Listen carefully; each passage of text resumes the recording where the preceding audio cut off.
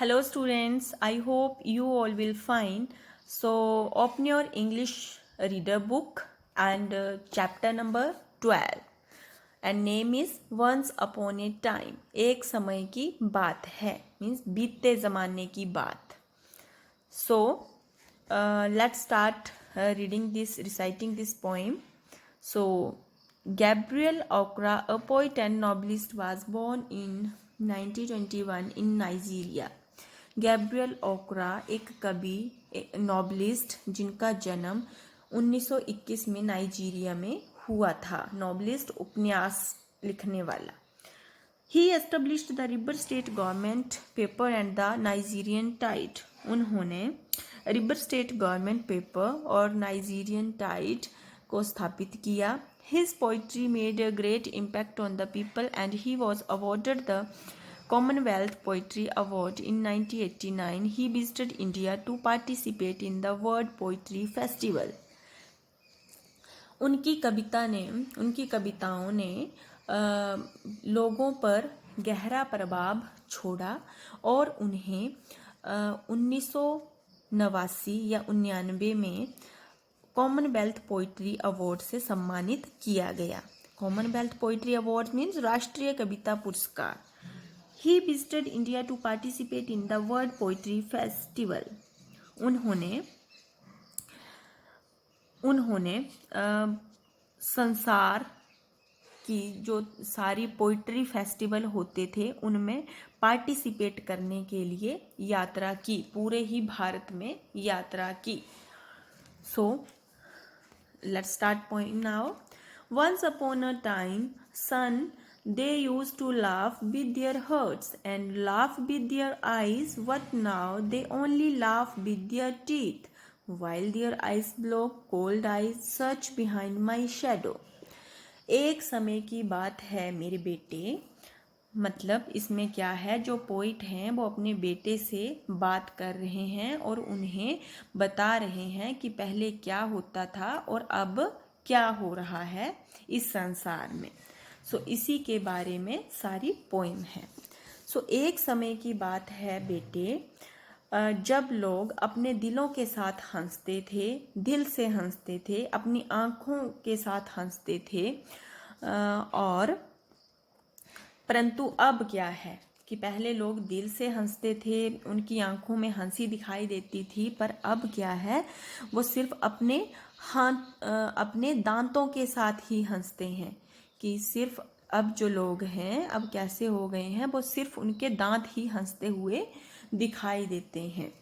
और जब उनकी आँखें जो आइस ब्लॉक जैसी होती हैं तो वो कैसी लगती हैं, वो ठंडी सी आँखें होती हैं और वो मेरी परछाई के पीछे मतलब जैसे कि ढूंढती रहती हैं, वो कुछ सर्च कर रही हैं. मतलब कि लोगों की आंखों में अब पहले जैसी गर्माहट या गर्मजोशी नहीं होती है किसी से मिलने के लिए. वो सिर्फ मिलने की फॉर्मेलिटी ही करते हैं, हंसने की फॉर्मेलिटी ही करते हैं. Now in next stanza. There was a time, indeed, they used to shake hands with their hearts, but that's gone, son. Now they shake hands without hearts, while their left hands search my empty pockets. वास्तव में एक समय था जब वे अपने दिलों के साथ हाथ मिलाते थे, परंतु अब वो समय चला गया है मेरे बेटे. अब वे बिना मन के अनमने ढंग से बिना दिल के ही हाथ मिलाते हैं, जबकि उनके जो बाएं हाथ होते हैं वो मेरी खाली जेबों को ढूंढ रहे होते हैं. मीन्स कि लोग जो हैं वो एक दूसरे के साथ हाथ मिलाते हैं, खुशी जताते हैं कि हमें आपसे मिलकर बहुत अच्छा लगा, पर वे दूसरी साइड ये देख रहे होते हैं कि मैं अपने साथ क्या लेकर आया हूँ, मैं उनके लिए क्या लाया हूँ. मतलब वो मिलने से ज़्यादा चीज़ों पे ध्यान देते हैं. Now in next stanza, feel at home, come again, they say, and when I come again and feel at home once twice, there will be no thrice, for then I find doors shut on me. घर जैसा ही महसूस करो, दोबारा आना, वे ऐसा कहते हैं. आजकल क्या कहते हैं कि दोबारा आना घर जैसा ही फील करो। और जब मैं दोबारा से आता हूँ तो मैं घर जैसा जब फील करने लगता हूँ, एक बार आता हूँ, 2 बार आता हूँ, पर यहाँ पर तीसरी बार नहीं होगा। मतलब कि जब मैं तीसरी बार आता हूँ तो मैं अपने मुंह पर ही दरवाज़ों को बंद किए हुए पाता हूँ। कि लोग पहले बोलते हैं कि घर जैसा फील करो, दोबारा आना, और जब मैं आता हूँ, बार बार आता हूँ, तो 1-2 बार तो वो मेरे से अच्छे से बात करते हैं, पर जब मैं तीसरी बार आता हूँ तो मुझे दरवाजे जो हैं वो बंद किए हुए मिलते हैं। Now in next sentence, so I have learned many things, son.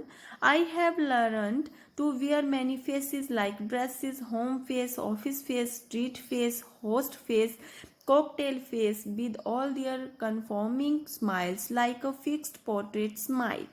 इसलिए मैंने भी कई चीज़ों को सीख लिया है मेरे बेटे। मैंने अपने चेहरे पहनना, अनेक तरह के चेहरे पहनना सीख लिया है। मतलब कि मैं भी सिचुएशन के हिसाब से चेहरे बना सकता हूँ। जैसे कि हम ड्रेसेस बदलते हैं, ड्रेसेस के जैसे कि घर पे होता हूँ तो घर जैसा फेस दिखता है, ऑफिस में होता हूँ तो ऑफिस जैसा फेस बना लेता हूँ, गली जैसा फेस बना लेता हूँ। और जब मैं किसी की सेवा कर रहा होता हूँ, किसी मेहमानबाजी कर रहा होता हूँ, तो मैं तब वैसा फेस बना लेता हूँ। कॉकटेल जब पीने पिलाने का काम करता हूँ, मीन्स जब पार्टी में होता हूँ तो वैसा फेस बना लेता हूँ। और मैं अपनी स्माइल्स जो हैं वो सिचुएशन के हिसाब से उनको ढाल लेता हूँ। कन्फॉर्मिंग मीन्स सिचुएशन के हिसाब से अपने आप को ढाल लेना।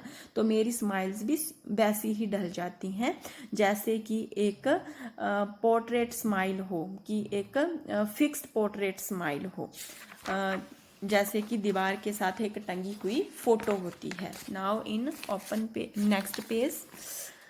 And I have learned to laugh with only my teeth and shake hands without my heart. I have also learned to say goodbye when I mean good riddance, to say glad to meet you without being glad, and to say it's been nice talking to you after being bored. और मैंने ये भी सीख लिया है कि केवल अपने दांतों के साथ कैसे हंसना है। मैंने अपने दिल के बिना कैसे हाथ मिलाने हैं, और कैसे मैंने गुड बाय करना भी सीख लिया है। और जब मैंने छुटकारा पाना भी सीख लिया है। गुड रिडेंस मीन्स कि छुटकारा पाना, कि अच्छे वे में वो कैसे बोलना है वो भी मैंने सीख लिया है। एंड ये कहना भी कि ग्लैड टू मीट यू, कि आपसे मिलकर खुशी हुई, और बिना खुशी के ये कहना भी सीख लिया है। और आपसे बात करके मुझे बहुत अच्छा लगा, जबकि मैं बोर हो चुका होता हूँ। तो ये कहना भी मैंने लोगों से सीख लिया है। अब next paragraph, but stanza, but believe me son, I want to be what I use to be when I was like you. I want to unlearn all these muting things. Most of all, I want to unlearn how to relearn how to laugh, for my laugh in the mirror shows only my teeth like a snake's wear fangs. परंतु मेरे बेटे, मेरा विश्वास करो कि मैं वैसा ही बनना चाहता हूँ जैसा कि मैं पहले था, जब मैं पहले आपके जैसा था। मैं सब कुछ भूल जाना चाहता हूँ। अनलर्न, कि मैंने जो सीखा था वो मैं अब सब कुछ भूल जाना चाहता हूँ, उन सभी चीज़ों को जो बिना जुबान के होती हैं। मोस्ट ऑफ ऑल, और सबसे ज़्यादा, I want to relearn how to laugh, और मैं दोबारा से ये सीखना चाहता हूँ कि कैसे हंसते हैं। कि जब हम हंसते हैं और शीशे में देखते हैं तो मेरे दांत एक डंक के जैसे लगते हैं। तो मैं वो सीखना चाहता हूँ कि अच्छे से कैसे हंसा जाता है। So show me son how to laugh. Show me how I used to laugh and smile once upon a time when I was like you. इसलिए मेरे बेटे मुझे दिखाओ कि कैसे हंसना है, कैसे हंसा जाता है। मुझे ये भी बताओ कि मैं कैसे हंसूं, मैं कैसे स्माइल करूं, कैसे मुस्कुराऊं। एक बार की बात है, एक समय की बात है, जैसे कि जब कि मैं तुम्हारे जैसा था। कि मेरे बेटे मुझे दोबारा से हंसना सिखाओ, मुझे दोबारा से बताओ कि मैं कैसे हंसूं, कैसे लोगों के साथ मिलूं, कैसे मैं लोगों के साथ अच्छे ढंग से हाथ मिलाऊं और कैसे पहले जैसा बन जाऊं। मतलब कि पोइट को ये बुरा लग रहा है कि आज की दुनिया और पिछले जमाने की लोगों में कितना फर्क था। तो पोइट जो यही दिखाने की कोशिश कर रहा है कि लोगों को पहले जैसा बन जाना चाहिए, जैसे कि लोग पहले प्रेम भाव से एक दूसरे को देखकर खुश होते थे।